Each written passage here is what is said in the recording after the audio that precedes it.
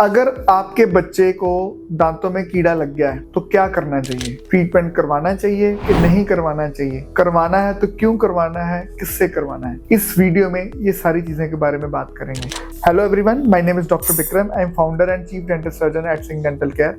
तो जैसे मैंने बताया कि आज हम बच्चों के दांतों में जो कीड़ा लगता है उसके बारे में हम डिस्कस करेंगे। सो गाइस, जैसे मैंने एक और वीडियो में बताया हुआ है कि बच्चों में कब मिल्क टीथ आते हैं और कब शेड होते हैं। You can refer to this video by clicking on this link, right. अब हमें ये जो मिल्क टीथ आ गए हैं उनमें कीड़ा लग गया है तो अल्टीमेटली माइंड में आता है कि ये दांत तो निकल ही जाएंगे, है ना। अब सर आपने तो बताया कि बच्चों के जो 20 मिल्क टीथ हैं ये रिप्लेस हो जाएंगे, 32 नए टीथ आ जाएंगे, तो हमें इनका ट्रीटमेंट क्यों ही करवाना है, राइट। अब बच्चों के दांत में अगर कोई कैविटी आ गई है तो फिर क्यों करें, क्यों इसका ट्रीटमेंट करें?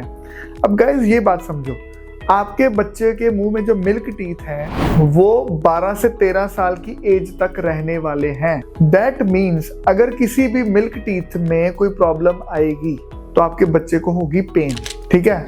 कैविटी लगेगी, पहले ब्लैक ब्लैक दिखेगा। अब आपने उस कैविटी का कोई ट्रीटमेंट करवाया नहीं, ठीक है, तो कैविटी जो है वो धीरे धीरे बढ़नी शुरू हो जाएगी एंड जब इतनी बढ़ जाएगी कि नीचे नर्व को टच कर देगी तो your kid will suffer lot of pen.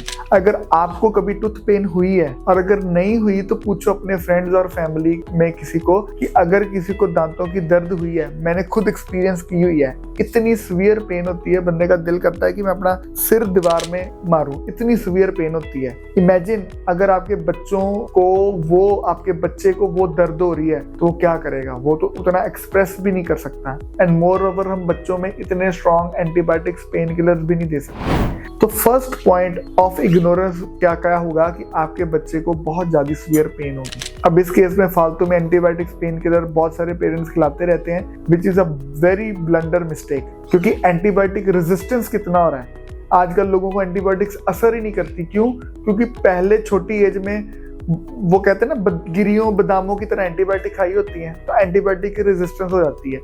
तो हम बच्चों को क्यों अननेसेसरी एंटीबायोटिक पेन किलर खिलाएं, राइट। तो अगर आपके बच्चों के दांत में कीड़ा है और अगर आपने उसका ट्रीटमेंट नहीं कराया तो your kid will suffer from lot of pain. Point number 1, अगर दर्द होगी तो आप एंटीबायोटिक्स पेन किलर के साथ ट्रीटमेंट कराओगे या you will visit a dentist to get the treatment done, right.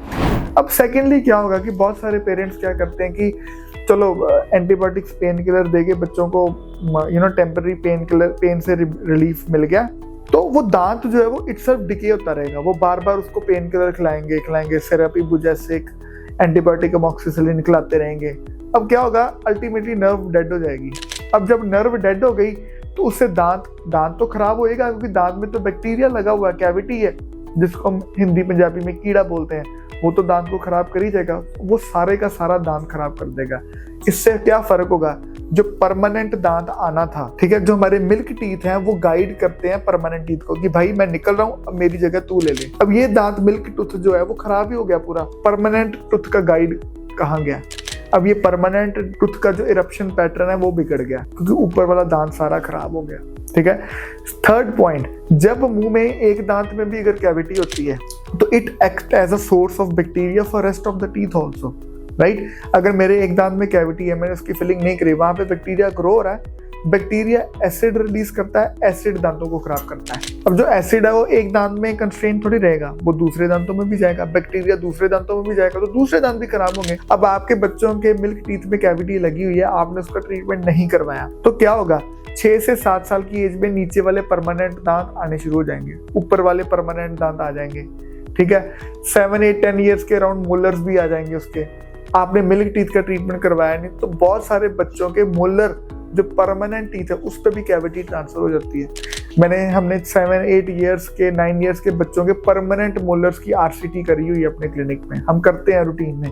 ये वो पेरेंट्स होते हैं जो अपने बच्चों के मिल्क टीथ का ट्रीटमेंट नहीं करवाते, राइट। फोर्थ पॉइंट, एक तो इसमें ये भी हो गया कि यार बच्चों के परमानेंट टीथ भी खराब हो सकते हैं। देयर इज अनदर पॉइंट, जब आप मिल्क टीथ का ट्रीटमेंट नहीं करवाते, अब ट्रीटमेंट कीड़ा लग गया, वो खराब हो गया, उसको टाइमली ट्रीट नहीं कराया, डेंटिस्ट को निकालना पड़ा, आपने रिप्लेस नहीं किया स्पेस मेंटेनर के साथ, तो जो परमानेंट दांत होंगे वो टेढ़े मेढ़े हो जाएंगे, जो हमारे जॉ की ग्रोथ का पैटर्न है वो भी बिगड़ जाएगा, ठीक है।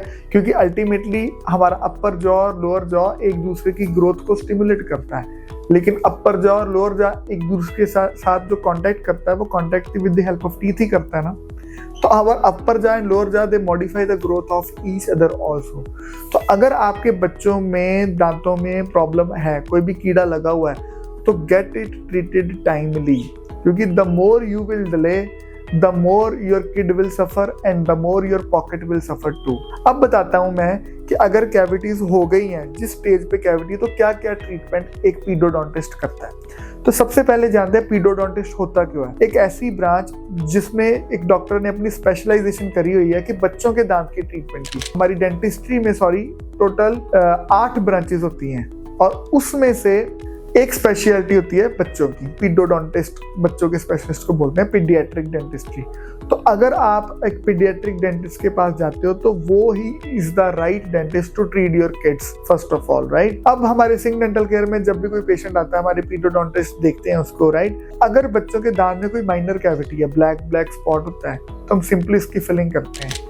फिलिंग लेजर वाली फिलिंग्स चलती हैं, ठीक है। तो अगर आप लेजर वाली फिलिंग कराते हो अपने बच्चों की, कैविटी थी 1 mm फिलिंग हो गई, आपका बच्चा ठीक, ना उसको पेन हुई पहले, ना ट्रीटमेंट के दौरान कोई डिस्कम्फर्ट हुआ, ना बच्चा डरा, दांत बिल्कुल ठीक और पॉकेट पे खर्चा सबसे कम, सबसे सस्ता ट्रीटमेंट फिलिंग होता है।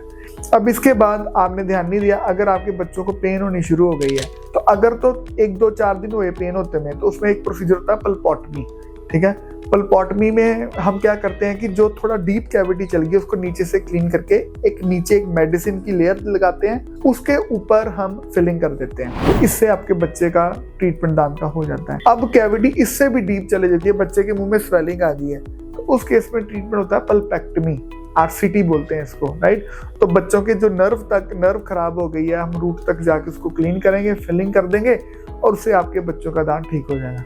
आप इस स्टेज के बाद भी नहीं आए, आपने एंटीबायोटिक्स पेन किलर दे दिए बच्चों को, अब बच्चों का दांत ही पूरा खराब हो गया, पेन कर रहा है, अब डेंटिस्ट बोला TT क्या करें, तो इस केस में हमें बच्चों के दांत को रिमूव करना पड़ता है। हम रिमूव कर देते हैं, बट टू प्रिवेंट कि बाइट कोलैप्स ना हो जाए, आगे पीछे वाले दांत टेढ़े ना हो जाए और जॉ की ग्रोथ प्रॉपर होती रहे, हम वहां पे स्पेस मेंटेनर लगा देते हैं। The name itself says space maintainer. हमने स्पेस को मेंटेन कर दिया सो दैट कि जब नया दांत आएगा वो अपनी जगह पे आ जाएगा, तब हम इसको रिमूव कर देंगे, राइट। तो अगर आपके बच्चों के दांत में कीड़ा है तो उसकी स्टेजेस में ये ट्रीटमेंट मैंने बता दी है। वैसे आजकल इतनी एडवांस टेक्नोलॉजी हो गई है, क्योंकि बहुत सारे पेरेंट्स घबराते हैं कि बच्चे हमारे ट्रीटमेंट नहीं कराएंगे, विच इज ओके। बच्चे क्रैंकी होते हैं, बच्चे तो टॉय के लिए भी बहुत झगड़ा करते हैं, मैंने ये नहीं खाना, वो नहीं खाना, कितना रोते हैं, राइट। तो kids will do their work. ये हमें एज अ पेरेंट सोचना है कि what is good for our kids. क्या हम अपने बच्चों को वैक्सीनेशन नहीं लगवाते? बच्चे तो इंजेक्शन से भी डरते हैं। क्या 1 महीने का 2 महीने का बच्चा होता है, हम उसको वैक्सीनेशन लगवाते हैं ना?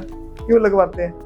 Better for them, right. क्यों बोलते हैं पढ़ाई करो, ये करो, वो करो? Better for them. Same way as a parent, this is your responsibility as a mother father कि आप अपने बच्चों के दांतों का ध्यान रखें, क्योंकि टाइमली ट्रीटमेंट से आपके बच्चे जो हैं वो दांतों की पेन से प्रिवेंट कर सकते हो आप। एंड सेकेंडली, जब आप इंटरवीन करोगे, there are an number of things जो आपका पीडोडोंटिस्ट बता देगा कि इसके दांत अब टेढ़े मेढ़े हो सकते हैं, आप ये करो, वो करो। तो इसलिए आप 6 महीने के बाद पीडोडोंटिस्ट को जरूर विजिट करिए, अपने बच्चों का टाइमली ट्रीटमेंट कराइए, बिकॉज जितना आप डिले करोगे आपका बच्चा ज़्यादा सफ़र करेगा एंड आपकी पॉकेट पे भी ज़्यादा प्रेशर पड़ेगा। एंड हमारे सिंह डेंटल केयर पे हम यहाँ पे कॉन्शियस सेडेशन भी यूज़ करते हैं। लाफिंग गैस आपने सुना होगा, आप इंटरनेट पे सर्च करना, तो एक नोजल ऐसे बच्चे के नोज पे लगा देते हैं, which is completely safe for kids. तो बच्चा एकदम से काम शांत हो जाता है। तो आप आराम से हम बच्चों का जो ट्रीटमेंट कर सकते हैं। एंड हमारे सिंह डेंटल केयर पे और या कोई भी अच्छा पीडोडोंटिस्ट है, वी मेक श्योर कि बच्चों का ट्रीटमेंट जो है वो कम्प्लीटली पेनलेस हो, क्योंकि बच्चे तो सबके सेम ही होते हैं ना, मतलब कौन चाहता कि बच्चे रहें, लेकिन बच्चे कई बार घबराते हैं।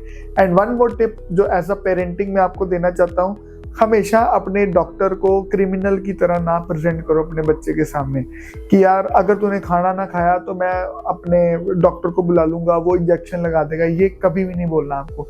हमेशा आपको डॉक्टर को, डेंटिस्ट को एज अ सुपर हीरो की तरह प्रेजेंट करना है कि हम वहां जाएंगे, ये जो आपके दांत में ब्लैक ब्लैक है वो उसको निकाल देगा, सुपरमैन आएगा, ऐसे आप प्रेजेंट करोगे। क्योंकि हमने ये बिहेवियर पैटर्न में देखा है, बहुत सारे पेरेंट्स जो है उनका इतनी अच्छी पेरेंटिंग होती है, बच्चे आराम से ट्रीटमेंट कराते हैं, बहुत सारे बच्चे बहुत सारे एक रहेंगे। तो एज ए पेरेंट ये टिप आप यूज करिए while doing the good parenting, and अपने बच्चों का 6 महीने के बाद चेकअप जरूर कराइए। अगर आपको ये वीडियो यूजफुल लगी है तो do like and subscribe to this channel, like this video, share it with your friends for new parents, young parents, and take care of your baby's teeth and keep smiling. Thank you so much.